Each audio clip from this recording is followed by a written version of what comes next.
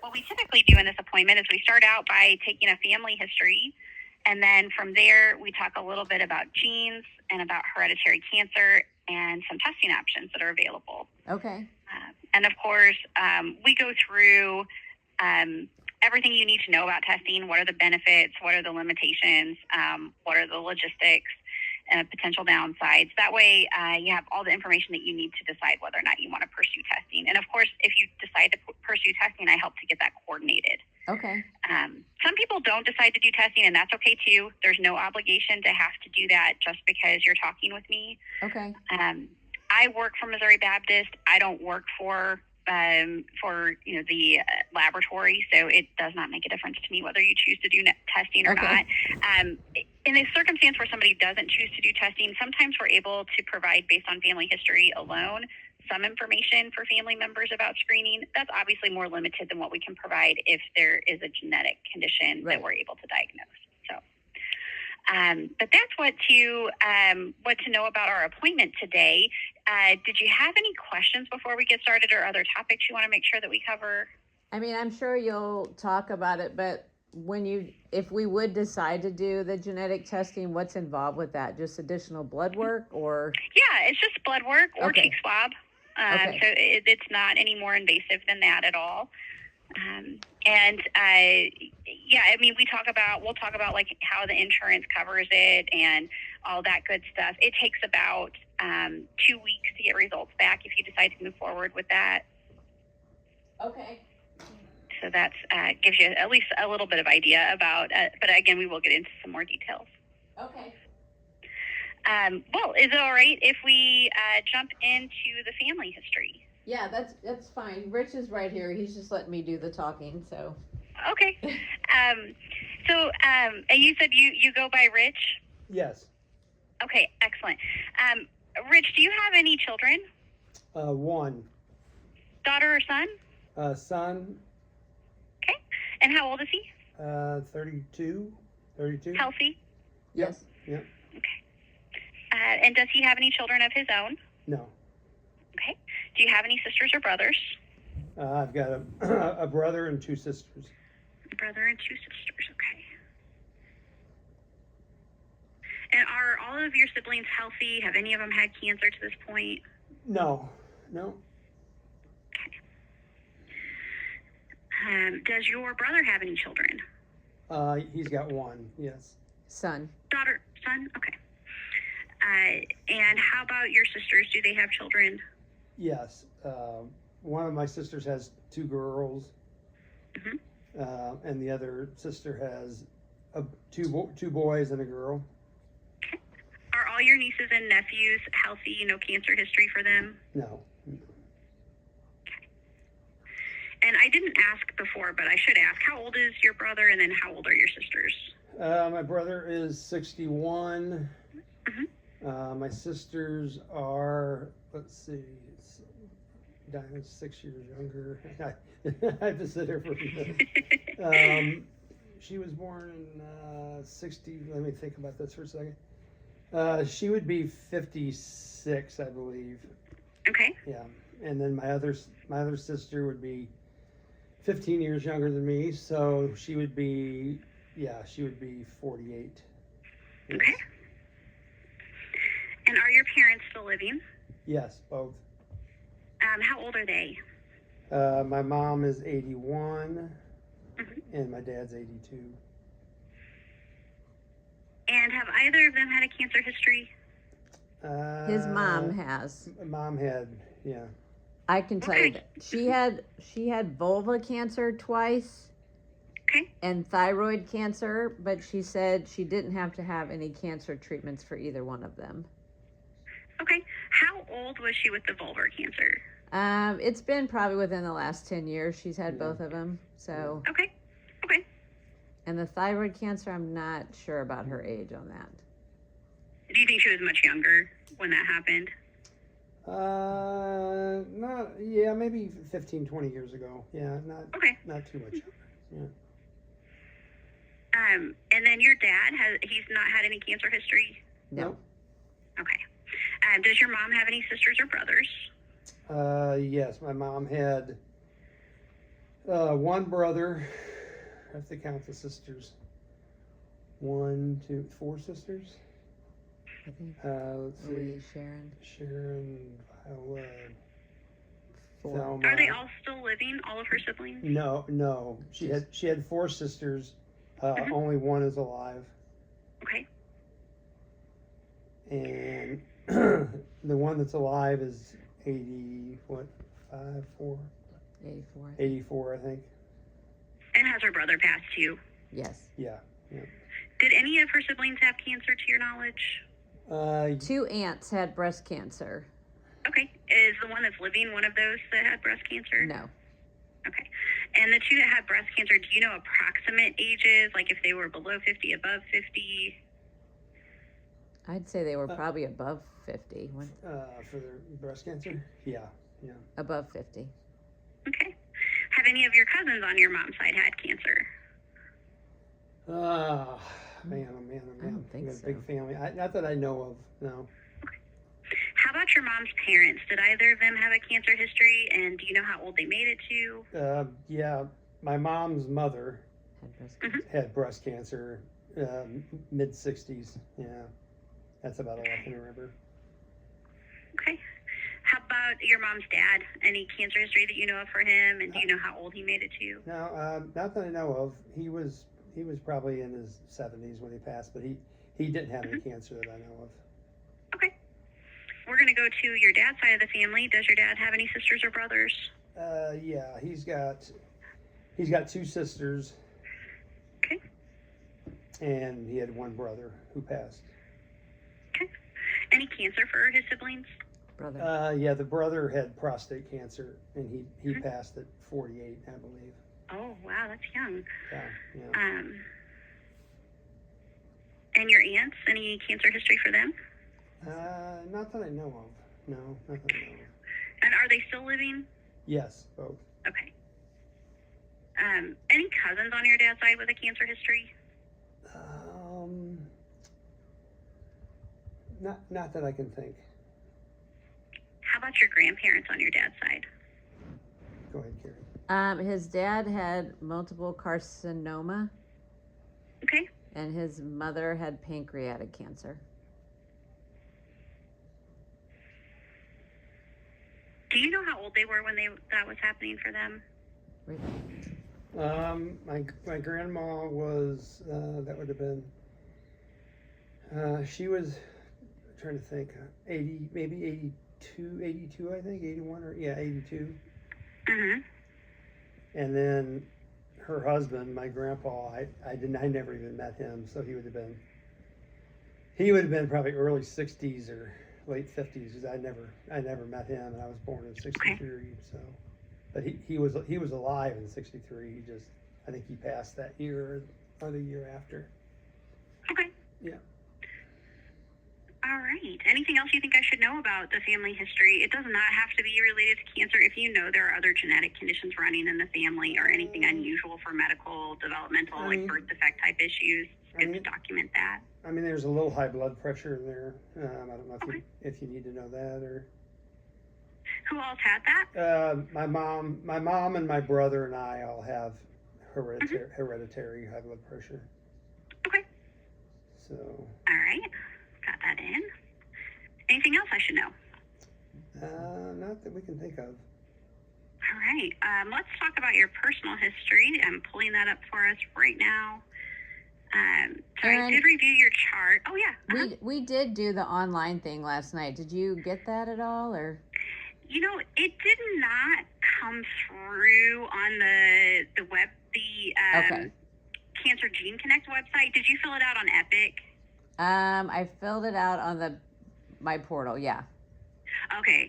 Yeah, sometimes that one doesn't always ask the questions that unfortunately that we need. I know we've asked them to turn it off and just keep our other separate one on. Okay. But I think that they have had trouble. That's with that okay, because I literally just asked him all this stuff last night, so that's why I was like, okay. But I have reviewed his chart on the My Chart. So what I saw in the My Chart is that you've had dilation of the aorta. Is that right, Rich? That's something that I think they just discovered. Yeah. Okay, so that's recent. Yeah. Okay. And to your knowledge, nobody in your family has had dilation of the aorta before, or like aneurysms or anything like that. No, not that I know Okay. And you mentioned your high blood pressure, which I did see in your chart. of. Yeah. Also, a little bit of high cholesterol, right? Yeah. Okay. And then, of course, we've talked about your cancer diagnosis. I also read in the past you've had colon polyps. Yeah. I went the first time and came back in 10 years, and I think the last time they found a few. Yeah. Was it less than 10 polyps or more than 10 polyps? do you think? I didn't get the impression that it was serious just from when but Okay. I don't know. Yeah. I don't know exactly. They didn't make a big deal of it. They just said, come back in 3 years. So, In 3 years. Okay. yeah. What is that? That was my next question. How frequently did they have you come in? So once every 3 years. You've had. Oh, go ahead. Mhm. Oh, I went 10 years and then came back, and then the next time I have to come, or is it 5? Maybe it's a 5 year. Maybe I have to come back. in When are 5 you years. due It for could that? be either. Yeah, they may have Yeah. even said 3 to 5 years. So that's Yeah, not I think uncommon. it's 3 to 5. I think it's 3 to 5. Okay. You also have had kidney stones. Just one. Just Um, one and about 20 just years one. ago. I had one about 20 years ago, and Okay. it passed. It was no big deal. yeah. Yeah. Have you had a melanoma in the past as well? I did. I had melanoma surgery on my left arm, wide excision. Okay. I had one. Yeah, I had one mole that they had to remove, and it was a little too deep, I guess. So they did the whole excision. Yeah. How long ago was that? It's been about 5. Let me think about this for a second. Yeah, it's probably been 5 or 6 years. Mhm. Yeah. And then you have a diagnosis, or had a diagnosis of a goiter at one point. I know nothing about that. What's a Okay. goiter? Yeah, I know nothing about that. Yeah, so that's like a growth in the thyroid. Oh, Sometimes they'll just okay. see bright spots on the thyroid and call it that. Oh, I've got like 6 small nodules that they check every Mhm. year in my throat. I've never had to treat anything or take drugs or anything for those, but I've got Okay. I've got like six fairly smaller nodules. How long ago was that diagnosed for the first time? Oh, I've been doing that for probably 22 years, maybe a little over 20 years. Yeah. Okay. I You've did- never had a bone marrow transplant, right? No. And in the last 3 years, not 3 years, in the last 3 months, have you needed to have a blood transfusion? No. All right. Is there anything else you think I should know about your health? Diabetic. No, I'm diabetic. Yeah, Mhm. diabetic. I mean, I've had other surgeries and stuff, but I don't know how much that pertains. It's like joint stuff. It's not. Yeah, I don't know how much that Mhm. pertains to what we're doing. It's like we're getting old surgeries. yeah. Yeah. Yeah. Okay. So I'm going to put in, is it type 2 diabetes? Yes. And then you just had multiple joint surgeries in the past. Yeah. Knees, shoulders, whatever. All right. All right. Got that in. Let's talk about genes. How familiar are you with genes and genetic information? Genes. Oh, Genetic genes. stuff. I used to breed snakes and cross genes and things like that. I don't know too much about human genetics, but I do have I do have a little background with genetics. But Okay. So probably more than your average person as far as genetics knowledge. I'm going to review some information, and then we'll really get into what's hereditary cancer, what's Sure. this testing about, and kind of go from there. sure, So you already understand bodies are made of cells. sure. Inside our cells, we have our genes. Yep. We just call that our genetic information. Sure. Our genetic information is made up of our DNA, and the genes are functioning as sets of instructions. They Yep. tell our body how to grow, how to work. Exactly. So I'm guessing that all sounds familiar. Yep. Our genetic roadmap. Yep. Exactly. Yeah. Perfect. The next thing that I like to make sure people understand is how genetic diseases happen. there are a few different ways that genetic diseases can happen, but the most important way to our conversation actually also happens to be the most common way that genetic diseases occur. And that's where the DNA sequence of a particular gene is incorrect in some way. Right. And that is actually, on a cellular level, sending wrong instructions to the cell. Sure. And those wrong instructions to the cell mean that certain jobs or certain work that needs to get done within the cell or within the body, that it doesn't get done the way it needs to.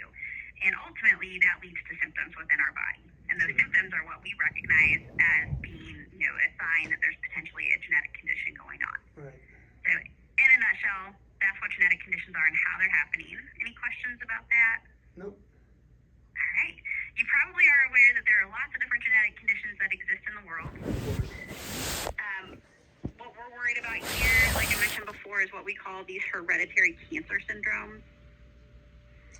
This is a group of about 70 to 80 genes. Now, these genes, whenever they're not working right, the main symptom that they cause is an increased risk to develop cancer or tumor. So that's where they get their name, hereditary cancer genes. Sure. Most of these genes are increasing the risk for a group of cancers, not just one type of cancer. They increase our risk, but they don't guarantee that we're going to have cancer in our lifetime. Right. It is possible for a person to have more than one hereditary cancer syndrome. I don't necessarily expect that that's what's going on here. You do have a family history of cancer that's significant from each side. So it's certainly possible that there could be more than one thing going on. But again, statistically, that's not common. These days, we do look for these conditions as a whole group. So if there is more than one of these conditions that is positive, we're going to know that. We're going to be able to talk about that. But that's, again, rare that would be the case. I do like to talk a little bit about inheritance. Inheritance is the term that we use to talk about how genetic conditions get passed down within a family. There are different patterns to inheritance depending upon what gene or what condition that we're talking about. Most of these genes are what we call dominant conditions. Are you familiar with dominant versus recessive? Dominant, recessive, yep, sure. Yep. Excellent. Yeah, so these are dominant, and ultimately what that means is that they are a 50% chance to be passed down from one generation to the next. Yep. So if something does come back positive, statistics are, or likelihood is, that other people in the family have the same thing. Right. And by just the sheer nature of that, whenever we talk about test results, we will always go over what does it mean for you, get everything settled out on, what to do for your health. But then we always circle back around to talking about what does this mean for your family? Yep. Who else in the family could have this? Sure. How do they access testing? That kind of stuff. The other thing to know about this is that we do use in our clinic laboratories that have free family testing programs. And so what that means is if you test positive for one of these conditions, then it does open up a free testing window for your family so that they can access free testing for that condition for a certain period of time. And we always make sure you have the information about those programs if it applies. Gotcha. So that's big stuff to know as far as family. Any questions about that so far? No. Okay. There are lots of different reasons why people might pursue this kind of testing. Many people in your circumstance are pursuing this testing for treatment purposes. Right. And what I mean by that, and Dr. Meehan may have already explained this a bit, but some of these hereditary cancer syndromes do have targeted medications that might work best. Right, sure. So it's a small percentage, but there are some patients who have a hereditary cancer syndrome that has a targeted medication. Beyond that, it is mainly about preventative care for the future. So understanding what your other cancer risks are and what we should be doing about that. And there's two ways that this information could impact your preventative care.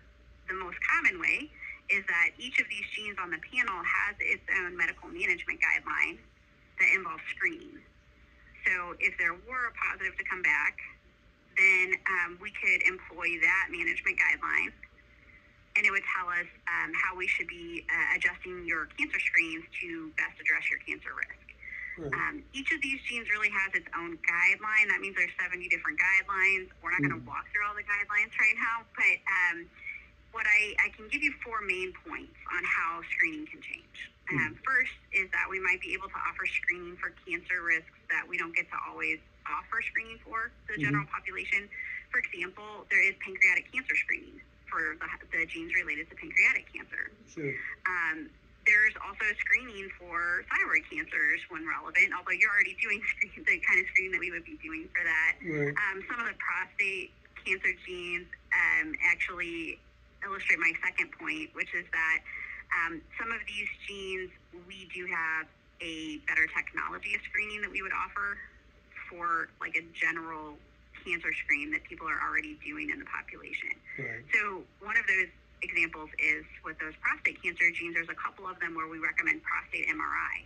That's not part of the screening that the general population can access. Right. But imaging like that has been shown recently to be very effective at catching early aggressive prostate cancers. Right.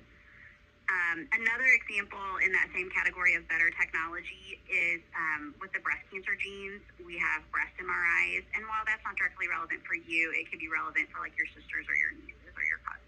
Sure. Being able to offer breast MRIs, we're able to, through that technology, detect early breast cancers like stage 0, stage 1 more often than with the mammogram. The third way that screening can change is that we are able to offer more frequent screening. Good example of that is with the colon cancer genes.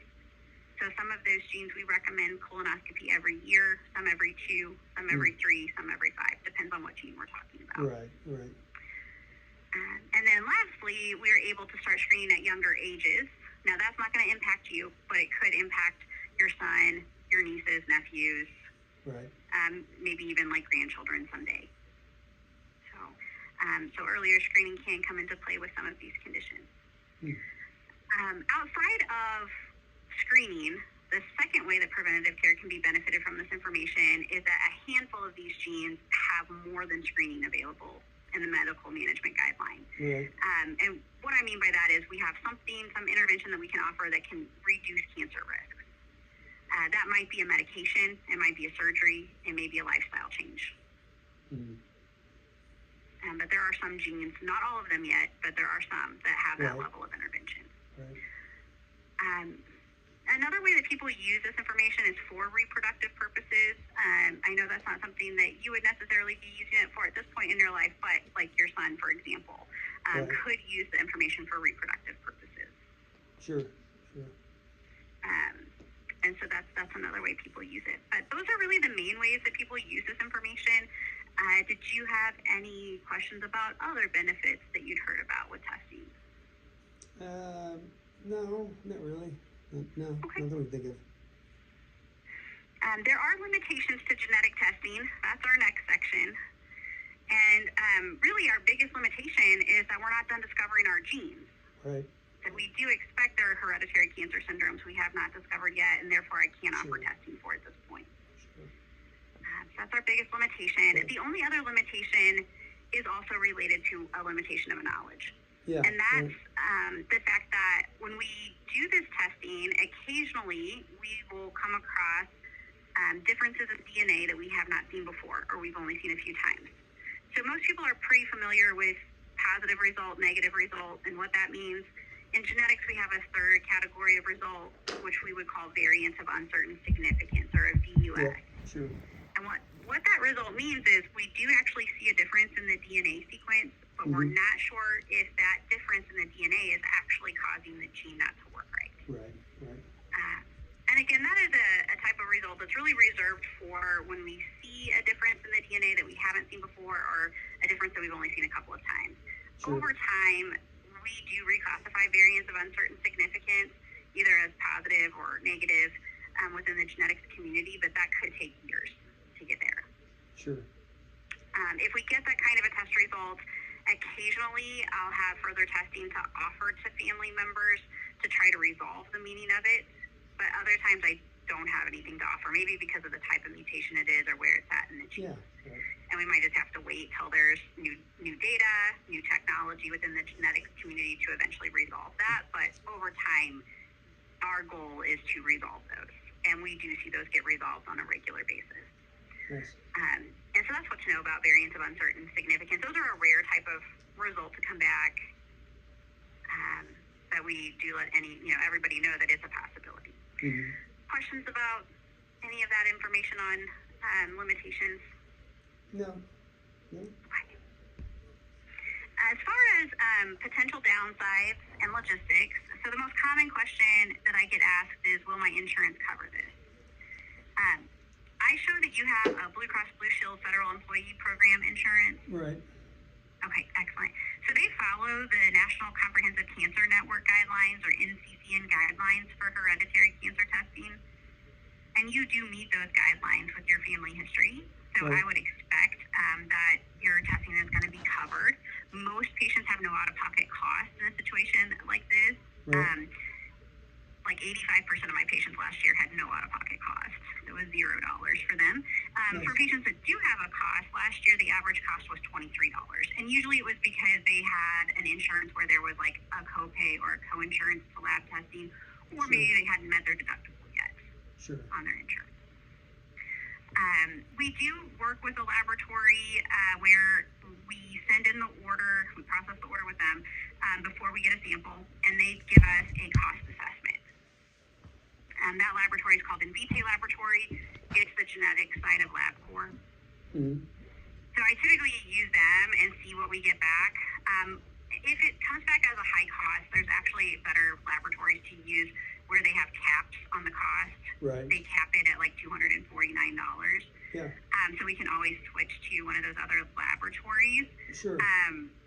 You've not had a Tempus test yet, right? For any reason? What type of test?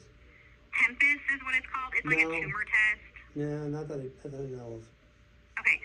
For patients that have used that laboratory for tumor testing, Oh, we get okay. discounts Gotcha. for their genetic testing of this nature. Sure. So if somebody's already used them, then I try to honor that. There's other reasons why they're not necessarily like my favorite laboratory to use, but they are still a good laboratory, and if it's beneficial cost-wise, then we have no problem using them. Right. But typically, we use either Invitae Laboratory or Natera Laboratory Gotcha. at this point. So, but I'll start with Invitae and get that cost assessment, and vast majority of the time, it looks good, and we just stick with that laboratory. Nice. Okay. Great. But I will be able to share with you in your MyChart what your cost assessment is. Sure. And so that's cost and coverage. Some people are worried about how their genetic information might be used. Or is that something that's a concern to you, genetic discrimination? No, not really. No. If it can be used and studied and used for good, I'm all for it. Yeah. Well, and as far as that goes, this is a clinical grade test, so Sure. it's not really research based at all, and so Right. they do follow HIPAA laws. Yeah. And your information is not going to be shared. They do sometimes have research options available through their laboratory, in which case they would always reach out to me, and then I would present that option to you, and you can choose to participate or not.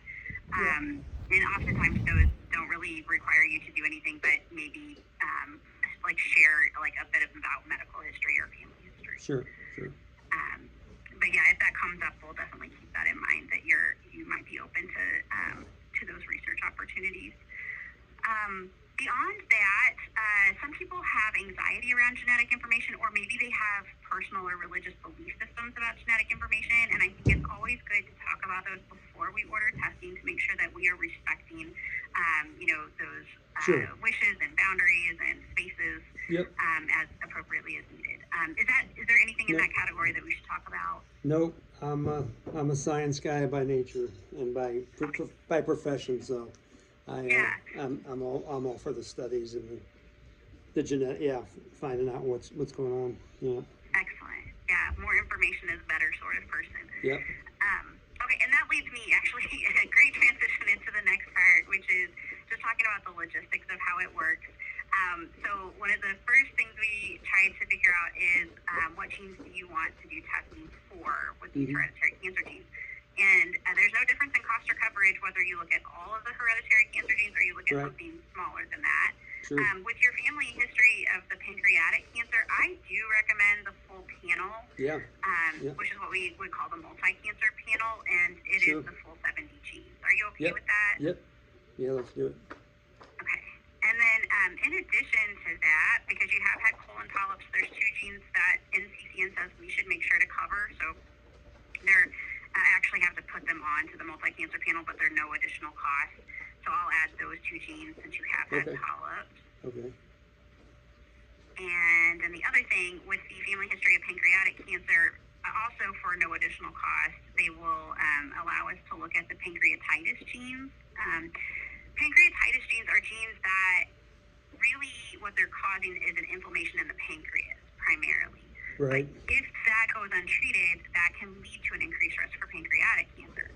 So Sure. those genes do, secondhand, increase the risk for pancreatic cancer, and there are screening guidelines with them.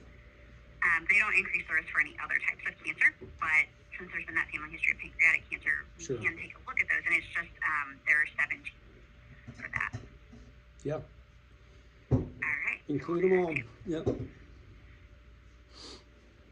And lastly, I will point out that we do have 2 different sample types that we can use for this testing.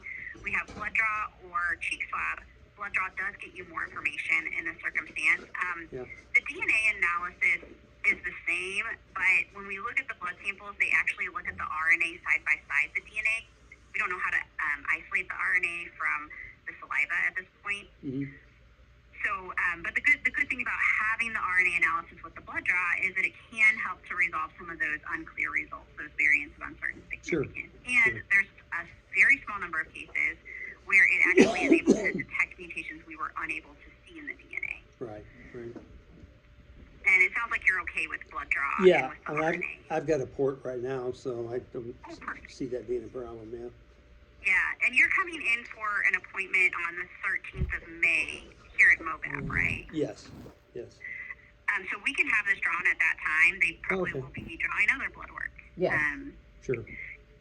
So we can have this done at the same time, and that way it's not a special trip or any additional work for you. No, that sounds good. And then it does take about 2 weeks to get the results back. Okay. That would mean that, and I'm pulling up my calendar here, I would expect by that last week in May that we should have results, so probably by the 29th. Right. Do you want to, well, first of all, are you feeling like you want to go ahead and do this testing in kind of the manner that we've just laid out? Yeah. Yeah, for sure. Yeah. Okay. And then do you want to go ahead and schedule a phone call to talk about your test results, maybe on the 29th? Yeah. What is the 20? Is that the day after? That's a Friday. Is that the day after I unhook? No. Trying to think. That's the here. day you unhook. That's the day. Okay.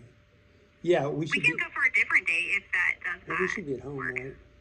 Maybe could we maybe do like the Monday after Yeah. that? Mm-hmm. Yeah. June 1st? Yeah, Yeah. We can definitely do that. just to give him a couple I'm days. available anytime from 9 to 3:30 on June 1st. That's the day I'm supposed to have my urology thing, but I don't know. That may, Yeah, that may I not don't happen. think you're doing that. Okay. Why don't we do around 1 or 1:30, same time? Okay. Yeah, that sounds great. So we can do the 1:30. I will get that put into your MyChart Okay. calendar so that it's there as a reminder. And that'll go in there as soon as I close out today's appointment. Okay. All right. I think we have a good plan in place on how to get this testing completed for you. If you have any questions or concerns that come up in the meantime, feel free to reach out. If you're trying to call in, best person to reach is Denise, our genetic counseling coordinator, because she's able to answer the phone throughout the day. Right. Her phone number, if you don't still have it, is 636-294-1516. And then you can reach out on your MyChart. It's just that we may not respond the same day. Okay. It takes us a while to work through all Sure. the MyChart Yeah. messages. So, And will you let us know, Erin, if there's any yeah, issues? that's not the quickest way for sure. The only other thing you probably want to know, I mean, I don't know that it matters to you or not, but it's 2 tubes of blood, and it's a tablespoon of blood per each tube. So that is the amount that it would be for the sample. Oh, that's fine. Erin, will we be hearing back from you about the insurance part of it before we do the blood draw, or? Yes. Okay. Yep, I'm going to go ahead and process Okay. And have everything ready. So when I process that order, the laboratory will give me a cost assessment, and I will send that through your MyChart. Okay. Okay, just so we know, we don't want to be surprised about anything, so that would be nice to know that. Okay. Yeah, and it'll also, the laboratory will also, if you provided a email when you did your registration. Yeah. Let's see if there is one in here actually. Well, there we go. There, my computer was freezing up a little bit. Yeah, so I have an email in here, the imatak63@gmail.com. Perfect. The laboratory will also send a copy of that cost assessment and an invitation to start a portal with them if you'd like to start. Okay. That. You don't have to start a portal with them, but if you do, that means that you have access to your results at the same time I do. Some Okay. people like that, some people don't. It doesn't make a difference to me whether you choose to set up your portal or not, but it's probably good to know what you're getting into. Okay. If you do set it up, that, hey, you will receive your results at the same time I do. And I usually try to keep the appointments that we've scheduled unless it comes in way before that. If it comes in more than a week before our scheduled appointment, we'll move it up. Okay. All right. Any other questions or topics that you wanted to cover before we wrap up our time? I do have a question that maybe I totally missed. I was just curious with this study, will I be getting information like on my siblings and everybody, or is it just a study on me? This testing, it will only be genetic testing on you right now. If it Right. comes back positive, then I will, at that point, we would talk about it, in your result review. And like I said, this laboratory does offer free family testing. Okay. So we would talk about that for your family members, and then they are welcome to come through us. We do have what's called a cascade testing program, which it is currently no charge to them. It doesn't even go through their insurance. But it's an on-demand video that they can watch, and then we help them coordinate their testing. And then once the results are back, then they would actually talk with they can do it separately. Yeah, they can do it separately afterwards. Yeah. If they're interested. Yeah. If you want them to join you for your result review, like if you wanted your son to join you for your result review by phone, we can conference him in, or he can be there with you, obviously, and listen.